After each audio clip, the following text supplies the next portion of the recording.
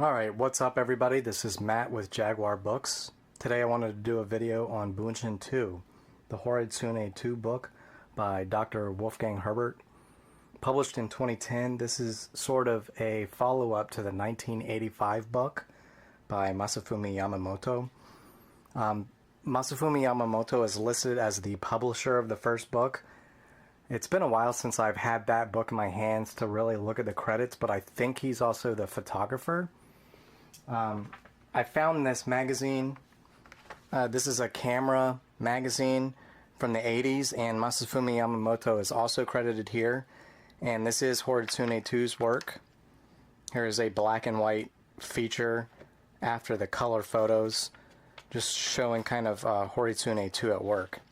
So, Horitsune II, the book from 1985 is quite rare and hard to find these days. Bunshin II is certainly kind of hard to find too, but not as much as the first one. I think this book features some of the same pictures, or at least Masafumi Yamamoto is credited in this book, or he's thanked, so some of the pictures do look pretty similar. So let's just dive right into this. The very beginning, the book has a few different text sections, and they're in English, German, and Japanese. So if you speak one of those three languages, you're in pretty good shape, because you get a little bit of background on Horitsune II as a person. Some cool photos here. Here's a short history of the art of Japanese tattooing. Now this is pretty broad. A lot of these books from like the 70s and 80s that were coming out of Japan, they did feature some background on the history of Japanese tattooing. So if you're not really familiar where a lot of these images come from or when it kind of got started, you know, just even this 2-page text right here is great, because it talks about Suikoden, or the water margin, being translated into Japanese. Some of those heroes being painted by Kuniyoshi wearing tattoos in the 19th century. Some of the firefighters in the Edo period wearing tattoos. So it's really kind of interesting how a lot of this stuff gets started here. So I won't go over this too much. Here's another section on the Kanon and Dragon, which I believe is a very popular theme for Horitsune II to use in his pieces. Whether it be like a back piece, you get that nice squared back image, or here's one from somebody's front. So super colorful and bold, just wall-to-wall tattooing right here. Insane. Here's a section on how he views tattoos, where he takes a lot of his inspiration from. Now this text section, you know, we're getting into, it's really only 30 pages, and when you consider that there's 3 languages translated here, it's really only 10 pages of text.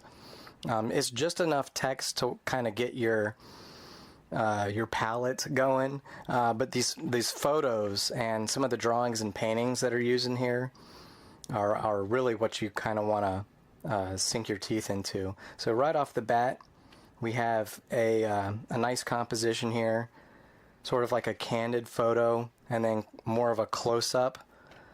I think this book has a few different photographers that Dr. Herbert uses. So I'm not really sure who all took these pictures. Like, here's the same guy. But this would probably be in Horitsune's studio.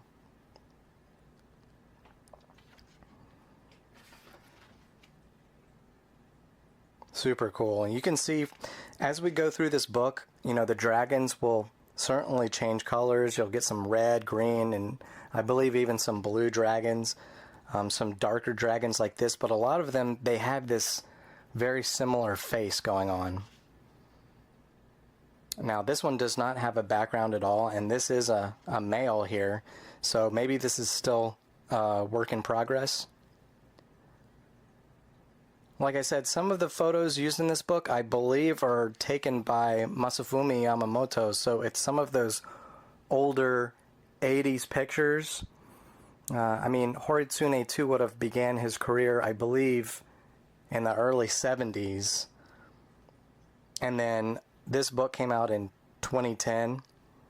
So some of these pictures would have been taken in the 2000s. And obviously some of them in the 90s as well.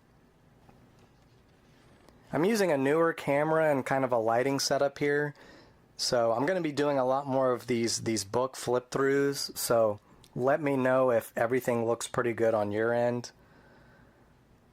I'm hoping a lot of these colors are coming through, like these reds that pop through here. There's probably some stuff in here that YouTube doesn't want me to show, but we are going to try to get through as much of this as we can. I'm going to kind of go through here. Feel free to pause at any time. I'm going to try to preview what the next page is so I don't show anything too shocking. I think most people here are used to seeing unclothed, tattooed bodies, but you know, some of this stuff might be a little too shocking for YouTube these days, which is kind of funny. All right, now here we go. Here's something super cool. You've got a colorful dragon, red face with green belly, right below a darker dragon. So you've got a gray face and a black body with a red stomach. So you get two of those classic Horitsune dragon faces. You can see the faces are still pretty similar, but the coloring is where you get that real contrast. And this guy's even got a dragon on the back too.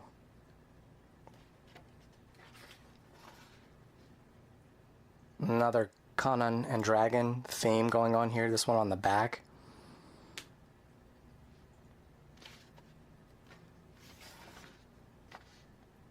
Alright, now I think this is our first tiger that we've seen. Really interesting, the color combination he chose here. Instead of just maybe shading the yellow like you see here with some of this orange, he threw some green highlights in there. Super cool.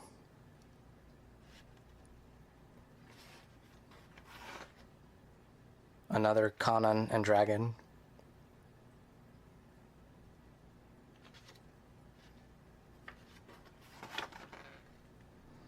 Alright, now we can start to see that this is a little bit breaking away from those more modern pictures. This looks like it's something straight from the first book. Now I haven't seen that first book in a few months now, and I've never had both books at the same time, or I've never been able to show both of the books next to each other. So I'm not really sure if this is a photo that would have been used in that first book. I know the first book has a lot of outdoor photography, whereas this is definitely more inside. But, you know, for me as a photographer, taking pictures of tattoos, getting the right lighting, you know, you got that lighting coming down here, but just enough. It's not shining through the tattoo that you're losing information. That's, you know, that's one of my favorite things to look for in some of these books, is how well is the photography? How well can you see the entire piece?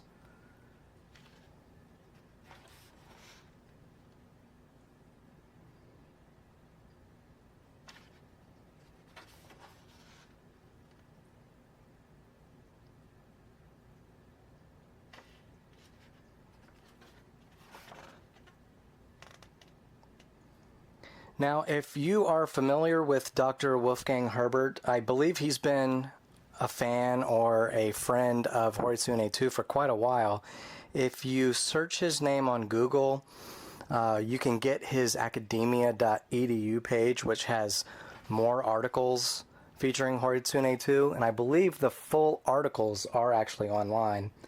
Like Tattooing Japanese Style was a 95 article that he did, and there are some videos that Dr. Herbert has done with Horitsune II. So definitely check that out if you just Google his name. Some of the stuff is a little bit harder to find, but there is a lot more information online these days that you can check out. And also that first book, I know I've mentioned how hard it is to find, but there are a few different sites that have a lot of the pictures are uploaded, or somebody was advertising the book that they had on their site, and they uploaded just about every single page that's used in the book. Now here's an in progress. You get a lot of that line work that Horitsune is known for, his very detailed and very precise line work. He does talk about in this book, for back pieces especially, the readability from a distance of a back piece. And I know that's a big thing in Western tattooing as well. But he says there's a real fine line to being able to find, being able to put enough detail in a back piece that it's still readable, but not kind of fuzzing out the details, not doing something that's so simple that it kind of just loses the interest of the viewer. That is super detailed.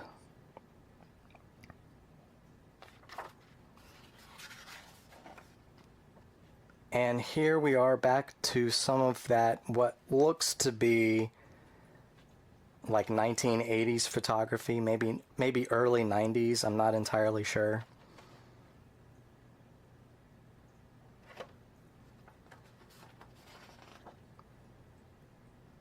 Super cool. Just the blue highlights that you get in there.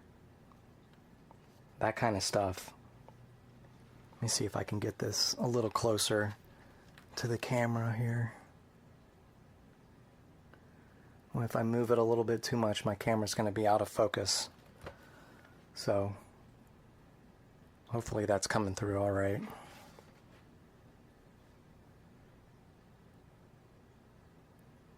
Breaking through the water gate. Always a very beautiful way to do a back piece. And Horitsune II's rendition of this is just immaculate.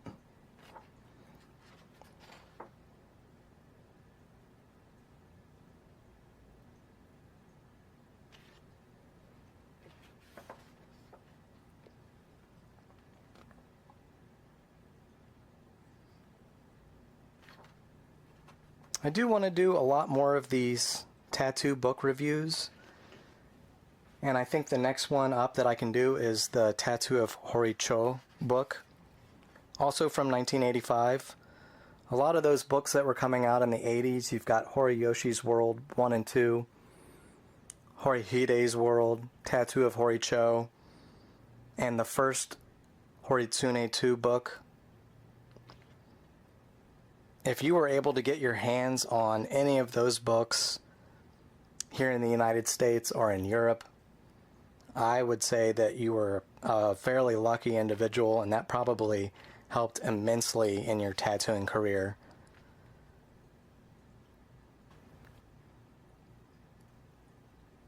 Another big tiger with just various shades of yellow. No green highlights in this one, but there is a lot of orange and what looks to be like some brown in here, just to make that tiger look really real.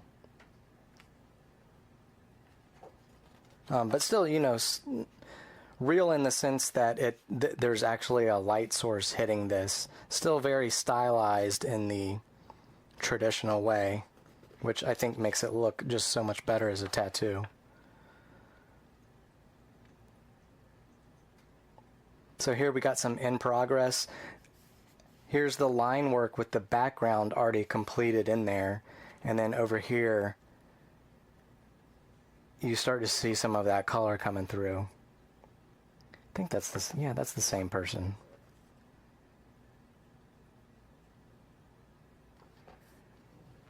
That's a unique choice to have the one-page full-size photo of the line work of the main images, and then the smaller photos are the finished color pieces. Super, super cool. Beautiful work. I'm going to get through that last section. Although it's one of my favorite bodysuits that I've seen of Horitsune II, I think that might be something that too hot for YT.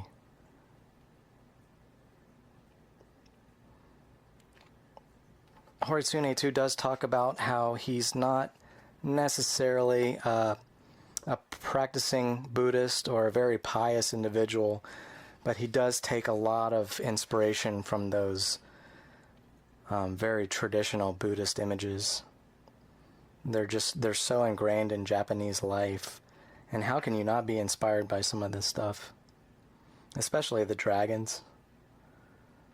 Super cool.